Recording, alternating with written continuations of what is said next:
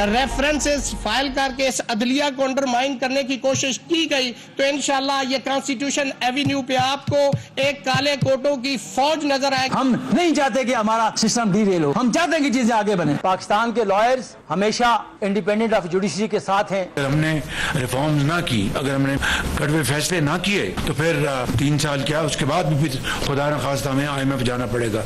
मैं समझता हूँ कि वो डूब मरने का मकाम होगा अगर 3 साल बाद फिर दोबारा IMF जाएं। अगर पख्तूनख्वा की हुकूमत आज से नहीं 15 साल से दहशतगर्दों का मुकाबला करने के बजाय उनका सहूलतकार बन जाए, अगर यहाँ के वजीर, ओहदेदार, वजीर आला, साबिक वजीर, साबिक स्पीकर ये मानते हैं कि हम दहशतगर्द तंजीमों के पैसे दें, अगर इनके हुकूमत की बजट से डायरेक्टली इस किस्म की ऑर्गेनाइजेशंस को फंडिंग मिले तो किस किस्म का आप समझते हो कि हम इनका मुकाबला करें? बिस्मिल्लाहिर्रहमानिर्रहीम। लाखों करोड़ों दरूद नबी अकरम सल्लल्लाहु अलैहि वसल्लम पर और उनकी आल पर। यूं महसूस होता है कि एक और वकला तहरीक शुरू होने वाली है। क्या शुरू हो गई तो उसके बाद इस्लामाबाद की सूरत हाल क्या होगी, बहुत बड़ा सवाल है जो आज के दिन डेवलप हुआ और आज के शो में हम ये डिस्कस करेंगे, क्योंकि इस्लामाबाद हाई कोर्ट के अंदर बहुत ज़्यादा एक्टिविटीज़ चल रही हैं। एक एक्टिविटी ये है कि तौहीन अदालत का एक फुल कोर्ट एक इजलास शुरू हो गया है और एक केस शुरू हो गया जिसमें 3 सहाफ़ी भी शामिल हैं और उसके साथ साथ 2 सरकारी इदारे भी। ये तौहीन अदालत की कार्रवाई क्यों शुरू हुई, एक सवाल है जो आज के शो में डिस्कस होगा। और जस्टिस तारक महमूद जहांगीरी साहब का इशू है जिसमें उनके ऊपर कुछ लोग इल्ज़ाम लगा रहे हैं कि जो उनकी डिग्री जाली है और बाकायदा कंपेन चलाई जा रही है। ये कंपेन जज साहब के खिलाफ क्यों है? और इसके साथ साथ इस्लामाबाद की 3 सीटें पाकिस्तान मुस्लिम लीग नून के हाथ से निकलती हुई नजर आ रही हैं, क्यों निकल रही हैं और इसका बेनिफिशियरी कौन होगा, ये भी एक सवाल है। और इसके साथ साथ बिलावल भुट्टो साहब ने पाकिस्तान तहरीक इंसाफ के ऊपर इल्ज़ाम लगा दिया है कि उनके कुछ लोग दहशतगर्दी की फंडिंग कर रहे हैं। तो इतना बड़ा इल्ज़ाम, और अगर ये मामला आगे बढ़ गया तो फिर गवर्नमेंट कहाँ स्टैंड करेगी, पाकिस्तान पीपल्स पार्टी कहाँ स्टैंड करेगी, बहुत सारी चीज़ें हैं जो आज के शो में हम डिस्कस करेंगे। हमारे साथ तशरीफ रखते हैं शुएब शाहीन साहब, PTI के साथ इनका ताल्लुक है। हसन अयूब साहब सीनियर सहाफ़ी हैं और ये उन 3 सहाफ़ियों में शामिल हैं जिनको आज नोटिस जारी किया इस्लामाबाद हाई कोर्ट की तरफ से।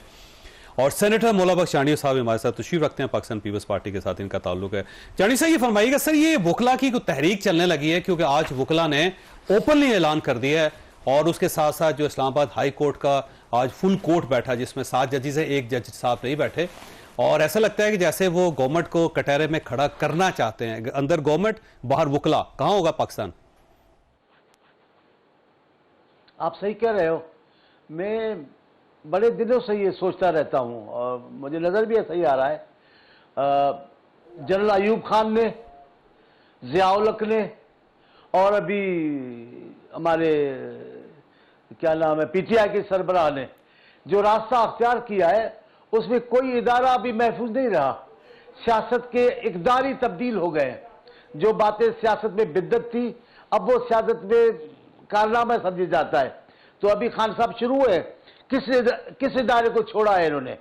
सारे इदारे उनकी लपेट में आए हुए हैं और इनका सबसे बड़ा निशाना अदलिया है। अदलिया में इन्होंने अभी सारी हर जगह से नाकामी देकर पूरा जोर वकला पे लगाया है। सदर भी वकील साहब बनाए और वकला साहबान भी है। अब देखिए इसका नतीजा क्या निकलता है, मुझे अंदाजा नहीं है, लेकिन ये अफरा तफरी बढ़ेगी, ये अफरा तफरी खत्म नहीं होगी। इसका नतीजा क्या निकलेगा उस पर बड़ा सोचने से परेशानी लाक होती है। ठीक है, अच्छा ये बताइए हसन अयूब साहब, मैं चांदी साहब दोबारा आपकी तरफ आऊंगा। हसन अयूब साहब ये फरमाइए सर, ये आपको भी नोटिस हो गया और ये मामला क्या है, क्यों कंपेन चला रहे हैं आप जज साहब के खिलाफ? नहीं, मैं तो अब नोटिस सुना है, खबर सुनी है, नोटिस मौसूल नहीं हुआ मुझे। ठीक है, जब नोटिस मौसूल होगा तो फिर देखते हैं कि नोटिस में क्या है, फिर जाएंगे। आज तो बहुत एक्टिविटी हुई है। अदालत का बुलाया है, अदालत बुलाएगी जिस तारीख पर, अदालत का बुलाना सर आंखों पर। मैं अदालत में जाऊंगा और जाके देखूंगा कि अदालत में मेरे ऊपर इल्ज़ाम क्या है, क्या गुनाह में मुझसे सरजद हुआ है। फिर उसके मुताबिक आइन और कानून के मुताबिक जो मेरा राइट है जवाब देने का, मैं जवाब दूंगा। और अगर वो समझते हैं कि मेरे जवाब से अदालत मुतमईन नहीं होती और वो के मामले को आगे बढ़ाती हैं तो फिर मैं केस कंटेस्ट करूंगा। माफी वगैरह मैंने कोई नहीं मांगनी, मेरा ज़मीर जो है वो इस वक्त मुतमईन है। देखिए फैसल बाड़ा साहब भी यही कहते थे, मुस्तफ़ा कमाल साहब भी यही कहते थे। देखिए बात यह है, वो सियासतदान हैं, उनको कंटेम्प्ट में नाअहली का डर है। बात यह है कि अदालत के एहतराम में जाऊंगा ज़रूर, ठीक है, लेकिन अदालत के सामने अपना मुकदमा पेश करूंगा, फिर जो फैसला अदालत का होगा वो भी सर आंखों पर होगा। अच्छा, वैसे जज साहब के ऊपर इल्जाम लगा देना इस तरह बगैर सोचे समझे, बगैर तहकीक के, आप ये समझते हैं कि उसकी कोई जस्टिफिकेशन है? देखिए, मामला बड़ा वाजे है। अभी तो वजात बेहतर होता, आज हाई कोर्ट के जो फुल कोर्ट बैठा था वो ये वजात कर देता कि जो मोअज़्ज़ज़ जज साहब हैं तारिक महमूद जहांगीरी साहब, उनकी डिग्री जो है वो जाली नहीं है। ये बता देते, जैसे जस्टिस बाबर सत्तार साहब की फैमिली का डेटा लीक हुआ तो फिर उसके ऊपर जो है एक रिस्पॉन्स दिया गया और बताया गया जी कि डेटा है, लेकिन डेटा जिसने लीक किया है वो गैर कानूनी है। फिर जस्टिस अतर मनिल्ला साहब ने भी अदालत में बैठकर कहा कि जी मेरे इल्म में था मामला कि ये उनकी ग्रीन कार्ड है और उनकी फैमिली की अमेरिका की शहरियत है, तो उनको वजात आ गई। जैसे आप ये देखें कि जस्टिस मियां गुल हसन औरंगजेब साहब से मुतल्लिक ट्वीट हुआ, तो उस ट्वीट की जो है वो तरदीद जो इलामिया जारी किया इस्लामाबाद हाई कोर्ट ने, तो मैं तो वेट कर रहा हूं उस वक्त का जब इस्लामाबाद हाई कोर्ट की जानिब से ये इलामिया जारी हो कि मुअज़्ज़ज़ जस्टिस तारिक जहांगीरी साहब की जो असनाद हैं LLB की, अब वो असली हैं, वो जाली नहीं है। ठीक है, तो अगर वो जाली हैं तो फिर तो उनको जज रहने का हक नहीं है जी। ठीक है, और अगर वो असली हैं तो फिर इल्जाम आयद करने वाले को सजा मिलनी चाहिए। फिर तो आप फंस जाएंगे ना जी। जी मैं तो उसके बाद भी नहीं फंसूंगा, लेकिन बहरहाल आपके ट्वीट्स हैं जी, मेरे ट्वीट्स हैं, लेकिन मेरे ट्वीट्स क्या हैं वो अल्फाज अगर आप पढ़ें तो वो बारीकी होती है। जब आप मुबैना जाली डिग्री लिखते हैं तो आप नहीं कह रहे कि ये जाली है, आप कह रहे हैं मुबैना तौर पर जाली है। मुबैना का लफ्ज है जी, मेरे पास मुबैना का लफ्ज भी है, मेरे पास और भी बड़े अपने डिफेंस में चीजें मौजूद हैं। वो अल्लाह का शुक्र है कि वो आधे वकील बन गए। शुएब शाहीन जैसे जो साहब जैसे जो है ना, वो सीनियर्स के साथ बैठ कर इन्हीं से बहुत कुछ सीखा है, जजेस से बहुत कुछ सीखा है। लेकिन जबकि आपने जो ट्वीट्स किए हैं उसके अंदर तो डिग्रियों की तस्वीरें लगाई हुई ना आपने, और साथ आपने मुबैना भी लिखा हुआ है। तो अब सवाल ये है कि या तो डिग्री वैसी है जैसे आप उसका अक्स पेश कर रहे हैं, या फिर ये मुबैना नहीं। एक इसका तरीकाकार और भी है ना, इस्लामाबाद हाई कोर्ट भी कर सकती है। सुप्रीम जुडिशियल काउंसिल में जो शिकायत गई वो तो अपनी जगह, इस्लामाबाद हाई कोर्ट एक खत लिखे यूनिवर्सिटी को और यूनिवर्सिटी से पूछ ले कि डिग्री असली है या डिग्री जाली है, तो जवाब पूरी तहकीक वो जी बिल्कुल मेरे तो इतलात यही है जी कि वो मैं तहकीक की है या इतलात है?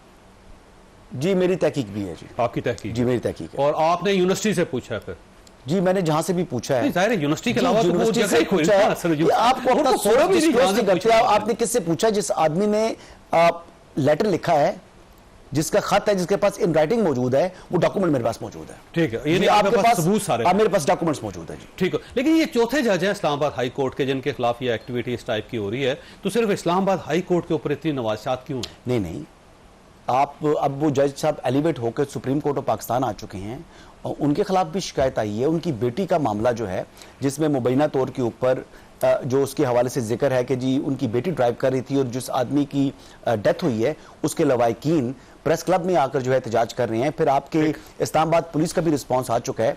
तो ये मामला खाली इस्लामाबाद हाई कोर्ट तक महदूद नहीं है। देखिए, बात बड़ी सिंपल है कि माजी में कितने सियासतदानों को 40 डिग्रियों के ऊपर अदलिया ने नाअहल किया। ठीक है, वजीर भी बने हुए थे, उस टाइम उनको घर जाना पड़ा।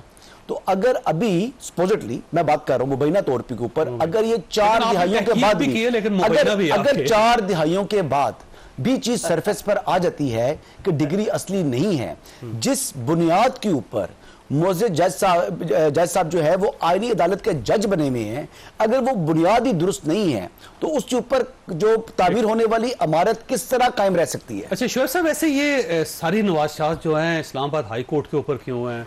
दूसरा, ये जस्टिस जहांगीरी साहब जो हैं उनको क्यों टारगेट किया जा रहा है? ऐसा लगता है कहते हैं आपका केस है जिसकी वजह से सब कुछ हो रहा है। देखें, पहली बात तो यह है कि जस्टिस जहांगीरी साहब उन 6 मुअज़्ज़ज़ जज साहिबान में शामिल हैं जिन्होंने ये ख़त लिखा था।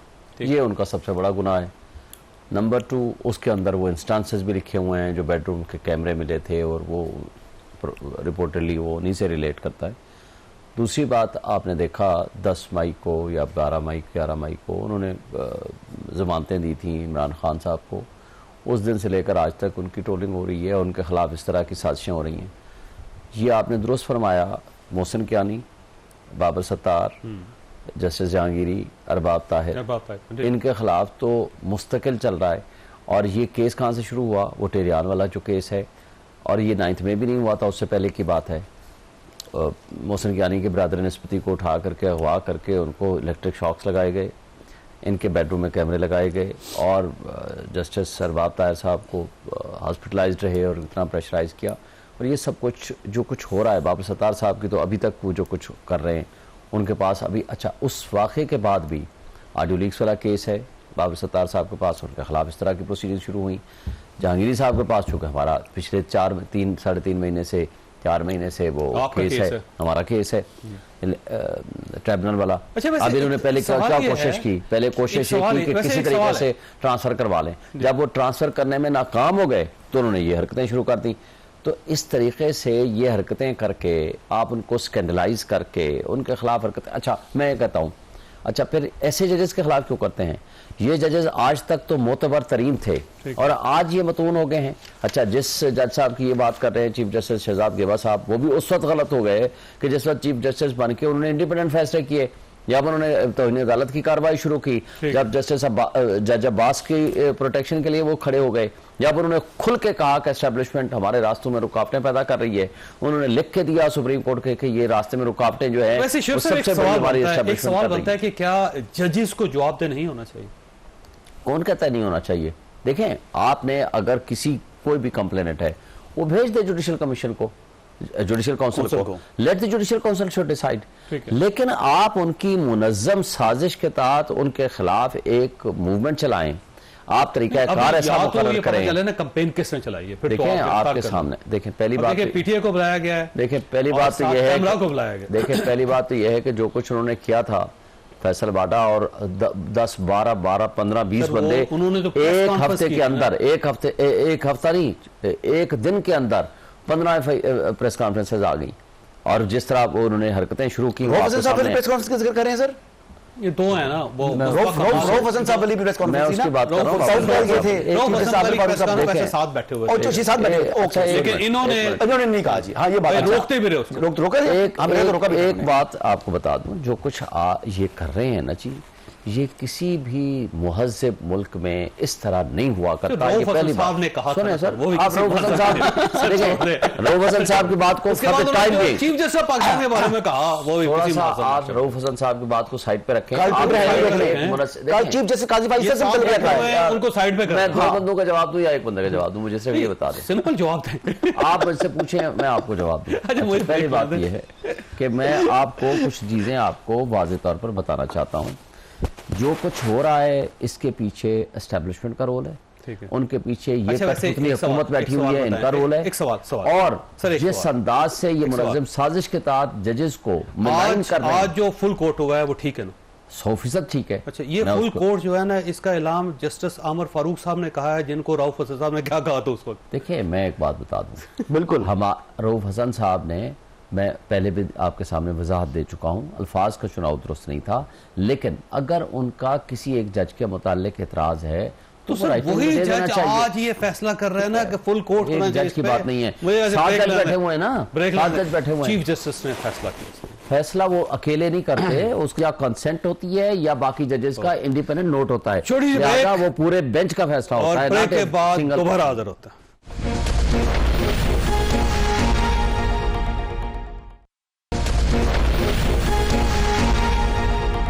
प्रोग्राम में दोबारा खुशामदीद। चांडी साहब, एक तो जजेस के खिलाफ कंपेन नहीं होनी चाहिए, जजेस क्या किसी भी शख्स के खिलाफ कोई भी ऐसी कंपेन नहीं होनी चाहिए जिससे उसकी इज्जत और वकार मजरू हो, ये एक हकीकत है। लेकिन अब अगला सवाल ये है कि क्या जब सियासतदान जो हैं वो जवाबदेह हैं, एस्टेब्लिशमेंट उसको जवाबदेह बनाया हमने, और पाकिस्तान का कोई ऐसा इदारा नहीं है जो आवाम के सामने जवाबदेह ना हो, क्या वहाँ पे जजेस से सवाल नहीं किया जाना चाहिए? क्योंकि आज भी चीफ जस्टिस पाकिस्तान ने जो फैसला जारी किया उसमें तस्लीम किया है कि जुल्फ़िकार अली भुट्टो मासूम थे, इन्हें गैर आइनी अदालत ने सजा दी। तो जब ये सूरत हाल हो तो जजेस से पूछना तो चाहिए कि नहीं? जरूर, इस मुल्क का निज़ाम इस किस्म से चलाया गया है, शायद ही कोई बाख्तियार फर्द हो जो पाक साफ बनकर अवाम के सामने आए, वरना हर जगह बेड़ा गर्क है। इदारा तो कोई महफूज रहा नहीं।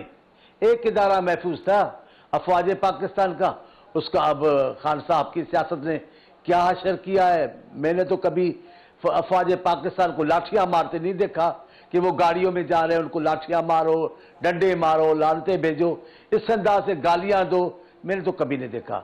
अब ये रवाज पड़ गया है, इस अंदाज से दूसरा इदारा अदलिया का है, लोग उस साहब मोहतात रहते थे उस पर बात करने पे, लेकिन उसको भी गले से पकड़कर उस पूरे इदारे को खान साहब अवाम में लेकर आए।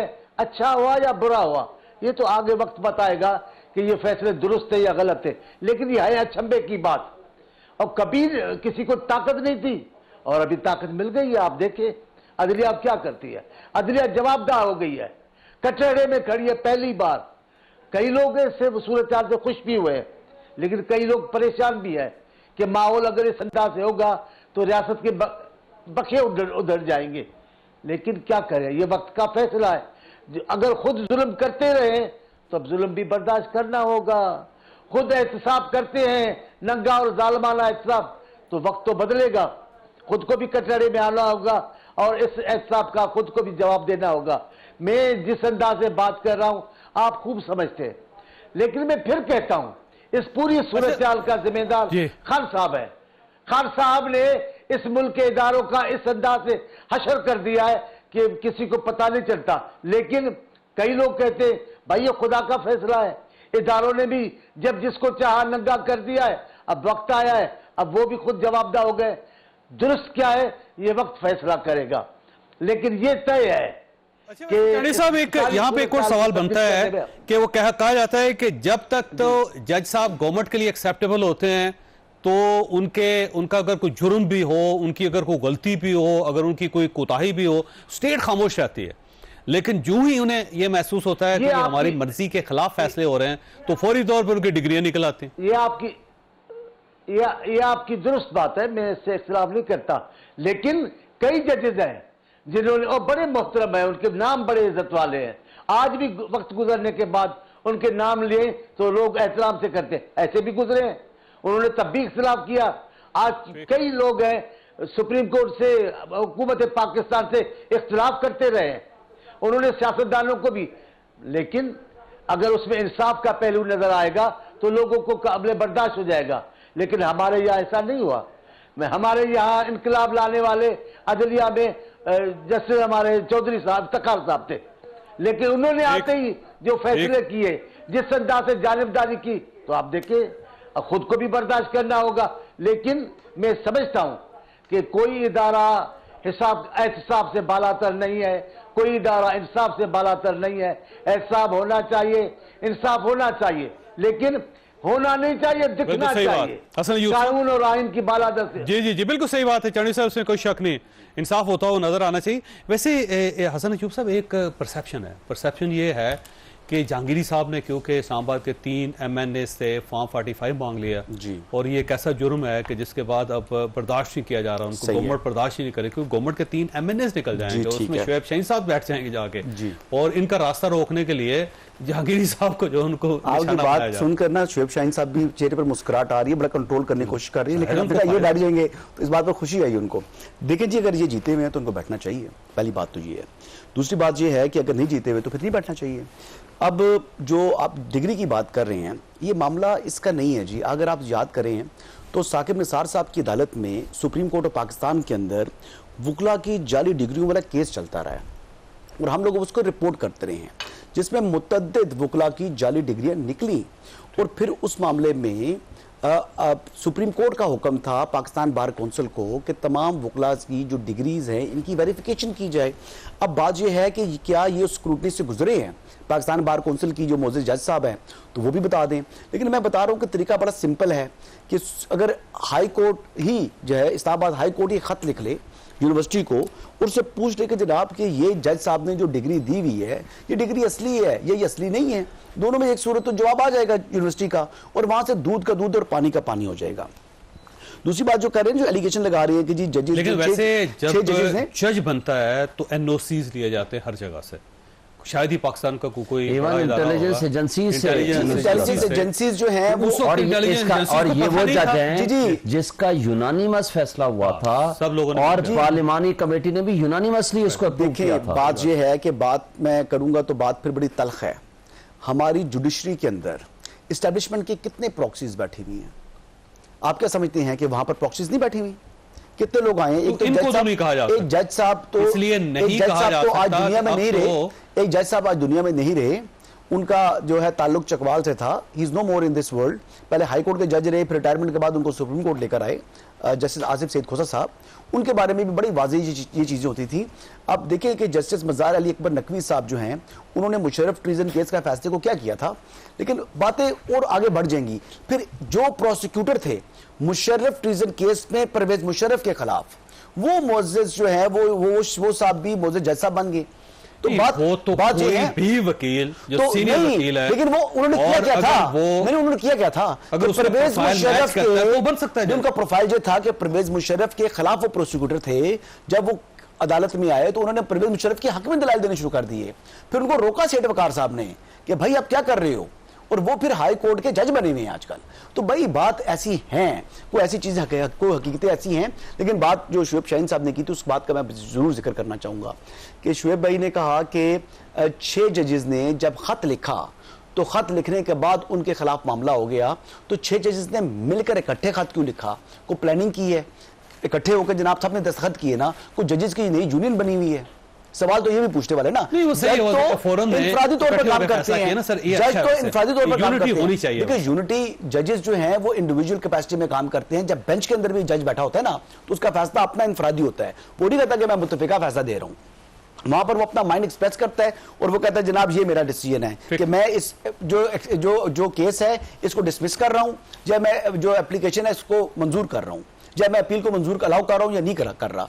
ये इस तरीके से जजेस काम कर रहे होते हैं। यहां पर अनफॉर्चुनेटली हमारे जजेस यानी रिमार्क्स के अंदर ही अपना माइंड एक्सप्रेस कर देते हैं। बाहर की दुनिया में तो जज चुप करके सुन रहे होते हैं और बाद में पता लगता है कि एंड टाइम तक पता नहीं होता कि जज ने फैसला क्या देना है। रिपोर्टर्स भी नहीं होते कोर्ट में, यहाँ पे जो रिपोर्टर्स होंगे तो उसके बाद रिमार्क्स होंगे तो वो बिल्कुल होते हैं जी, रिपोर्टर्स बैठे हुए होते हैं और रिपोर्टर्स उस केस को रिपोर्ट भी करते हैं, लेकिन रिमार्क्स रिपोर्ट नहीं होते।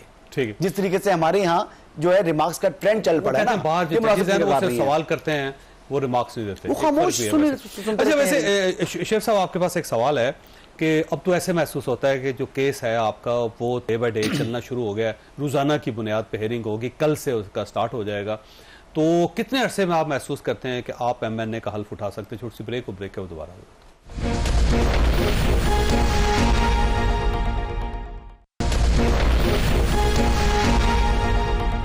प्रोग्राम में दोबारा खुश आमदी। शेख साहब आपने बड़ा फाइट किया वैसे अदालत के अंदर, और अब ऐसा महसूस होता है कि केस जो आपका मंतकी नतीजे की तरफ पहुंच रहा है। 9 तारीख को NA 48 का है, 10 तारीख को NA 47 का है, 11 जुलाई को है ना NA 46 का हेयरिंग होगी। रोजाना की बुनियाद पर जैसा आप ये हेयरिंग करेंगे, क्या तवक्को है वैसे आपको? देखिए वी आर होपफुल। आज तक ये जो भाग रहे हैं, सबसे पहले जो कठपुतली MNA बना फिरता है तारिक फजल, पिछली तारीख पे इनके वकील ने पता क्या पता, आज भी कहा जी मेरा वकील नहीं है जी, मैं वकील छोड़ गया, मैंने वकील करना चाहता हूँ। वैसे तो ये सारे वकील ही इसी तरह करते हैं? नहीं सारे नहीं महसूस करते हैं कि जब आप लड़ना पड़ेगा। सुने, जिस वकील को समझ आ गई, जिस वकील को समझ आ गई कि ये झूठ बोल रहा है, फोर्जरी करके बैठा हुआ है, तो उसने अपनी वकालत छोड़ दी। अच्छा दूसरी तरफ सर ये आपने कई केसेस में किया होगा, जब आपको महसूस हुआ काम खराब हो गया, आपने बंदे से कहा कि भाई बात सुन, मुझे निकाल के नया वकील रख लो। इधर केस में वकील साहब ने कहा कि जनाब मुहर्रम के एहतराम में मैं पेश नहीं हो सकता। उन्होंने कहा ये 10 दिन खत्म कर मानिका वाले मुकदमे में। अच्छा जी आप उसमें देखें, डे टू डे हियरिंग हो रही है, यह कानून का तकाजा है और 7 दिन में जवाब देना था। आज 4 महीने हो गए अभी तक जवाब नहीं आया, फॉर्म 45 नहीं आया। मैं होपफुल हूँ कि जब फॉर्म 45 लाएंगे, जवाब लाएंगे, एफिडेविट लाएंगे, उसके बाद शायद 15 दिन लगते हैं, हफ्ता लगता है, महीना लगता है। जुल्फ़िकार अली भुट्टो साहब की ये साबित करने के लिए कि उनकी जो फांसी थी गलत है, देख लें कितने अरसे बाद जाके सुप्रीम कोर्ट ऑफ पाकिस्तान आज तहरीरी फैसला देना शुरू किया है। थोड़ा बात जरा चांडियो साहब की बात का जवाब दे दूं। उन्होंने हर बुराई जो है वो खान साहब के खाते में डाल दी है जी, इदारे खराब कर दिए। मुझे बता दें कि जुल्फ़िकार अली भुट्टो को जब फांसी हुई थी वो खान साहब ने फांसी दिलवाई थी। दूसरी बात मुझे बता दें, एस्टैब्लिशमेंट की कठपुतली तो आज आप बने हुए हैं मुस्लिम लीग नून के साथ मिलके, और ये तो सुने जिम्मे हमारे गवर्नमेंट में पैसे नहीं है, गवर्नमेंट के हिस्सेदार हैं, बिल्कुल हिस्सेदारी है इनकी। वो तो चाह रहे थे आप गवर्नमेंट बनाएं और ये आपको सपोर्ट करें। भाई अगर ये सही मानों में जीत के आते तो हम इनके साथ बैठ जाते, हम इनके साथ मुज़ाकरात भी करते, हम इनके साथ बैठते। जिस तरह इन्होंने डाकाज़नी के जरिए इन्होंने भी सीटें हासिल की हैं, तो हम इनके साथ फिर कैसे बैठे? एक मिनट, उनके साथ, उनके पास जाने से पहले एक बात, आप कहते हो कि आप बड़े जमहूरी हैं, मुझे बताएं कि पूरे सिंध और कराची में हमारा एक दिन लोग एहतजाज के लिए निकलते हैं, आप खवातीन समेत उनको जेलों में बंद कर देते हो। हम कहते हैं हमें वहां जलसा करने की इजाजत दो। बिलावल आया था ना, कितने एफआईआर कटी थी? ये परसों जलसा करने की इजाजत मिली थी यहाँ से, किसने कहा? एनओसी कैंसिल किया तो आप जाते ना अदालत, अदालत जाके अदालत में गए ना, किसने कहा नहीं गए? किसने कहा नहीं मनसूख कर दिया? किसने कहा नहीं गए? हम तो गए हैं सुबह। जलसा मनसूख ना करते, जलसा करते सर आप। सुने, आप चाहते हैं लड़ाई कराएं? वो अलीमा खान साहब कह रही है कि हमारी पार्टी ने क्या किया हमारे साथ। अब आप गिरा ना करें, मेरी बात मुकम्मल होने दें साहब, मुझे बात मुकम्मल होने दें। मुझे बताएं, दहशतगर्दी का जी कहते हैं खतरा है, हम कराची में जलसा नहीं होने देते। सुने, इस्लामाबाद में जलसा नहीं होने देते जी, दहशतगर्दी का खतरा है। पंजाब में दहशतगर्दी का खतरा है, जलसा नहीं होने देते। ये 3 सूबे हैं ना जहां कहते हैं नहीं करने देते, इस्लामाबाद समेत। भाई दहशतगर्दी के लिए आप ऑपरेशन करना चाहते हो केपी में, दहशतगर्दी का खतरा कह के हमारे बुनियादी जमहूरी हुकूक का आपने। सर किसने कहा केपी में करना चाहते हैं? ऑपरेशन तो नहीं हो रहा। ये बात ये है कि कौन कर रहा है फिर, ये क्या है? सर ऑपरेशन पूरे पाकिस्तान में होगा। भाई आप मुझे ये बताएं, आपने अगर ये पाकिस्तान में बुनियादी इंसानी हुकूक हैं तो इनकी अगर जमहूरी हुकूमत है तो जमहूरी तरीके से कोई प्रोटेस्ट करता है, उनको क्यों क्यों नहीं जलसा करने देते? आप जलसा करने की इजाजत देनी चाहिए पाकिस्तान तहरीक इंसाफ को, कम से कम कराची के अंदर जरूर मिलनी चाहिए। जी चांडिल साहब, ये भले होनी चाहिए, हम तो एतराज नहीं करते, लेकिन ये शाहीन साहब ने कहा कि पीपल्स पार्टी जमहूरी कहलाती है और ये किया है। हम जनाब, जो आपने अपने दौर में किया है वो तो कभी नहीं हुआ है। खवातीन के साथ जो आपने किया है वो कभी नहीं हुआ है। आप क्या पीपल्स पार्टी के सामने खड़े होकर बताएंगे कि आप जमहूरी है? पीपल्स पार्टी ने जितना पास रखा है जमहूरी कदरों का आप जानते भी नहीं है। आप तो आइन की बात करते, देखे पीपल्स पार्टी को गालियां देने का फर्ज पूरा कर रहे हैं। क्या आपसे पूछा जाएगा? जनाब आज प्रोग्राम में थे, आपने पीपल्स पार्टी को कुछ बुरा भला नहीं कहा। आपने अपने दौर में जो रिवायतें कायम की है ना शाहीन साहब, खान साहब ने, ये कभी नहीं हुई है। आप क्या मैं मिसाल दूंगा, आप परेशान हो जाएंगे। क्या डर था आपको बिलावल साहब की छोटी बेटी बहन से मुलाकात में? क्या डर था आपको? क्या डर था आपको आसिफ साहब की बहन को रातों रात आप लेकर जेल पहुंच गए? क्या डर था आपको?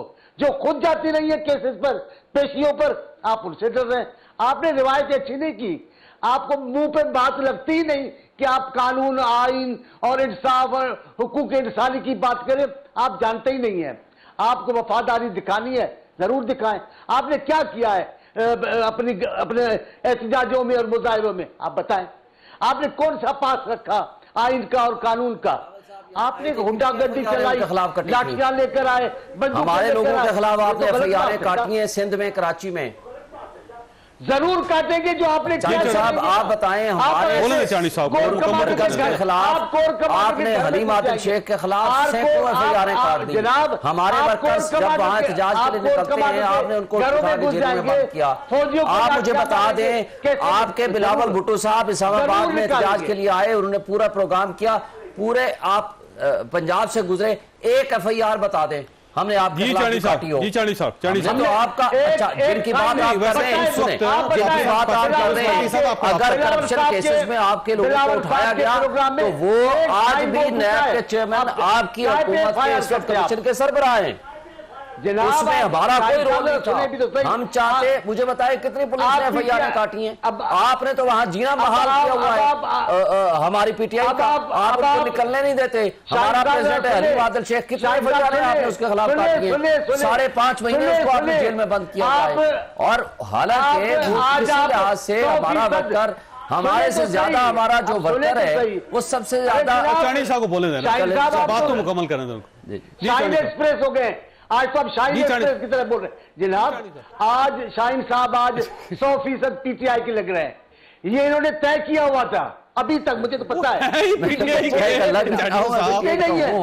सुनते नहीं है, ज्यादा पीटीआई सुने तो सही आप, हमारी तो सुने, हमारी भी सुने ना। आप बोलते जा रहे हैं। एक मुहज्जब वकील साहब हैं, आपकी बड़ी इज्जत है, हम सब एहतराम करते हैं, लेकिन इख्तिलाफ वाले का इख्तिलाफ तो सुनो। आप हम पर इल्जाम लगाए जाएंगे बिलावल साहब की बात, आपकी हुकूमत में जो काला मुंह किया आपने इंसाफ का, वो तो कभी नहीं हुआ। आपने जो इंसानी हुकूक की बेइज्जतियां की है, वो तो कभी नहीं है। बच्चों पर बंदिश डाली है आपने, खवातीन की तौहीन की है आपने, वो कुछ नहीं हुआ। आपने इदारों पर हमला किया, कभी नहीं हुआ। क्या फौज पाकिस्तान कितने भी गलत, हमारे भुट्टो साहब के साथ हुआ, वो सबके सब फौजी मैदान में आ गए थे लेकिन हमने जियाउल को गालियां दी, फौज पाकिस्तान को गालियां नहीं दी। हम इदारे को कभी, आप इदारे को मुकाबले में ले आए हैं। अब आपका बच्चा होता है, इदारों पे बोलता है। पाकिस्तान के इस इदारे को, पाकिस्तान के इस इदारे को ब्रेक लेने दें, एक छोटी सी ब्रेक को ब्रेक।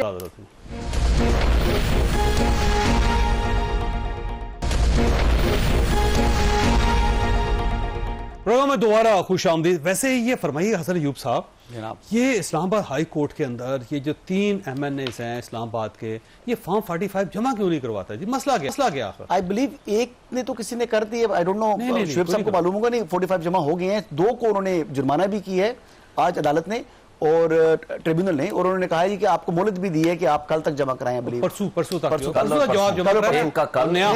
किसने जमा करा दिए हैं? अंजुम साहब ने करा दिए, अंजुम वकील साहब ने करा दिए, और बाकी लेकिन अभी तक खुर्रम नवाज साहब ने और डॉक्टर तारिक फजल चौधरी साहब ने जमा कराने हैं। नहीं, सवाल किया जज साहब ने, उन्होंने कहा आपके वकील ने पिछली दफा कहा था कि मेरे पास फॉर्म 45 नहीं है, अब आप हाँ या ना बताएं, हैं जमा कराएंगे या नहीं? अच्छा, फॉर्म 45 है और मैं कराऊंगा जमा। फॉर्म 45 ना भी हो तो क्या फर्क पड़ता है? देखिए एंड में तो इनके पास है ना, नहीं एंड में तो बड़ा वाज़ेह ऑफ ट्रुथ यही होगा कि जो है बड़ी इजी तरीका है जी, थैले खोल लें, काउंटिंग कर लें, दूध का दूध और पानी का पानी हो जाएगा, मतलब आगे बढ़ जाएगा।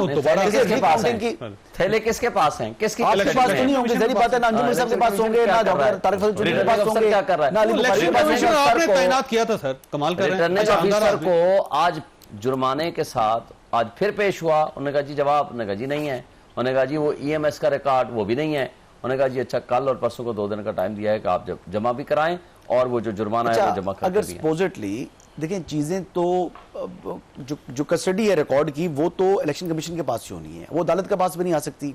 उसमें जब होता है कि थैलों को सील लगती है, मुझे याद है कि यहाँ पर एक हल्का था, उसकी हम रिकाउंटिंग में मैं वहाँ पर मौजूद था, चौधरी निसार अली खान साहब का हल्का था, उसमें जब वो होता था तो वो उस टाइम मेरे ख्याल से जुडिशरी से आर थे। मैं तो उन्होंने एक सवाल करता हूं, मुझे बता दें, सीलें खुलवाई, आप इस्लामाबाद के रहने वाले हैं, दोनों साइडों के ऊपर लोग मौजूद थे। आप इस्लामाबाद के रहने वाले हैं, आपकी अपनी इन्वेस्टिगेटिव रिपोर्ट और आपकी इंफॉर्मेशन जिसको आप अपने दिल से ईमान से दुरुस्त समझते हैं, आपकी नजर में कौन जीता हुआ है, कौन हारा हुआ है?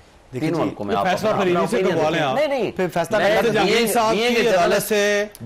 जर्नलिस्ट वापस लेके सर मुझे तो आपके सीनियर जर्नलिस्ट उनके मुखालिफ जो वो समझता है वो बता, इनके मुखालिफ कहते हैं कि ये पूरे हल्के का नाम बता दें, हल्का बता दें कि कौन कौन से इलाके हैं, इनको अपनी तमाम यूनियन काउंसिल का नहीं पता होगा। मैं अभी आपको ज़बानी बताऊं, तमाम यूनियन काउंसिल लिखना शुरू करूं या ज़बानी बताना शुरू करूं? वो मौक़िफ़ उनका ये है कि शुएब शाहीन साहब तो पार्टी तगड़ी थी, शुएब शाहीन साहब से जिसको खड़ा किया है ही नहीं। अली बुखारी के बारे में लोग कहते हैं कि वो ही इज अ लोकल गाय।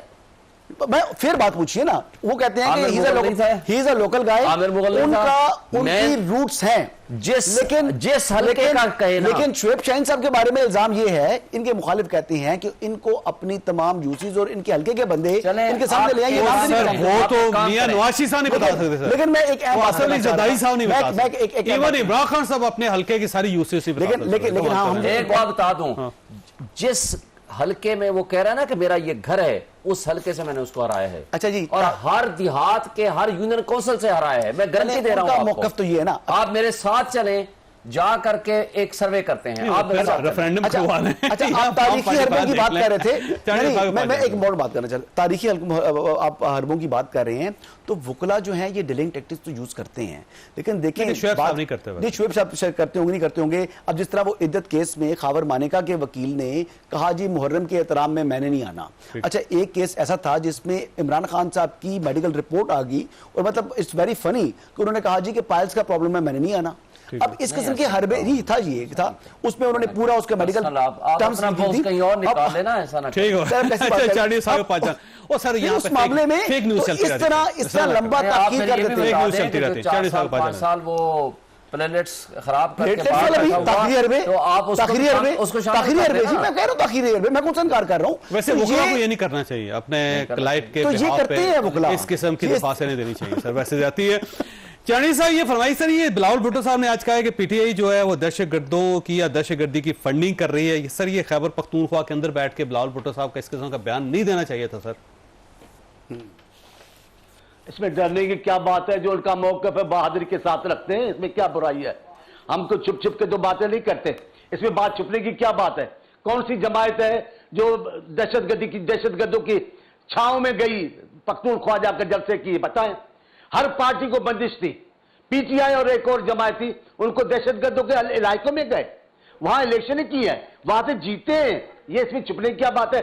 किसने कहा कि तालिबान को सफारत खाने खोलने दिए जाए? कौन थी वो जमायत? किसने आने की इजाजत दी? हजारों तालिबान यहां आए, कौन था? सारी रियायतें खान साहब ने थी है। अगर इसके बाद अगर कोई राय कायम करता है तो इसमें गुस्से की क्या बात है? आप कहो हम नहीं है, आपको ये बयान हमारा झूठा है, हमें नहीं दावत दी थी तालिबान को, हमने सफारत खाने की बातें नहीं की थी, हम इलेक्शन कैंपेन चलाने नहीं गए थे तालिबान की छांव में। सब जुर्म आपने किए हैं, अभी भी आपकी वो हिमायत करते कहीं भी नहीं। आप किसी पाकिस्तान के शेर साहब चंद सेकंड रह गए, अगर कुछ जवाब देना चाहें। क्या इनके मुशीर का बेटा अपनी गाड़ियों में जाकर कच्चे के डाकुओं को असला फराहम कर रहा है। ये है आपका करेक्टर। कौन? इनके नाम देना चाहिए। जैकबाबाद के मुझे नाम अभी जबानी याद नहीं है, इनको पता है। वो सर इनको ऐसी पता है। छोटी-छोटी खबरों पे सर सर आपको इनको पता है, पूछे इनकार करें, जैकबाबाद मैं आपको देखी उसकी नहीं है, वीडियो आप देता हूं, खामखा बातें आपको कर उसकी रहे हैं। ऑथेंटिक खबर देता हूं। ये पूरे मीडिया ने रिपोर्ट किया है।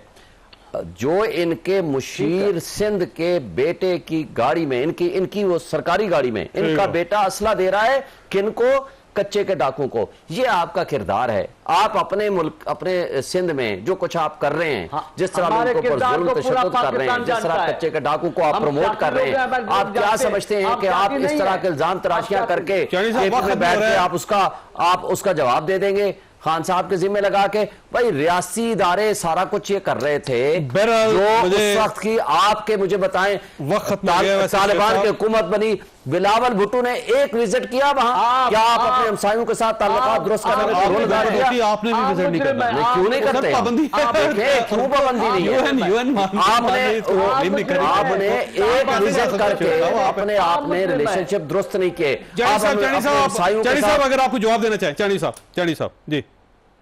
मैं जी, कह चानी रहा साहब। हूं, मैं ये कह रहा हूं, आपने उनको पाकिस्तानी समझ के नहीं मदद की उनकी, आपने पाकिस्तान की रियासत का मुखालिफ समझ के बात की, क्योंकि आपको आने वाले दिनों में वही किरदार अदा करना था। अभी आप पाकिस्तान के किसी हिस्से में नहीं है, सिर्फ पख्तूनख्वा में। क्यों? आप बताएं ना, मैं सवाल पूछ रहा हूं, ये किसने कहा कि हम सफारत खाने खोलने देंगे? 2/3 मेजॉरिटी से हम जीते हुए हैं। आप जैसे अगर आपने गुफ्तगू सुनी, आपने- फैसला आपने खुद करना है। रिजल्ट देख लें। अल्लाह ताला आप और आपके अहले खाना को हर किसी मुसीबत से महफूज रखे। अल्लाह हाफिज।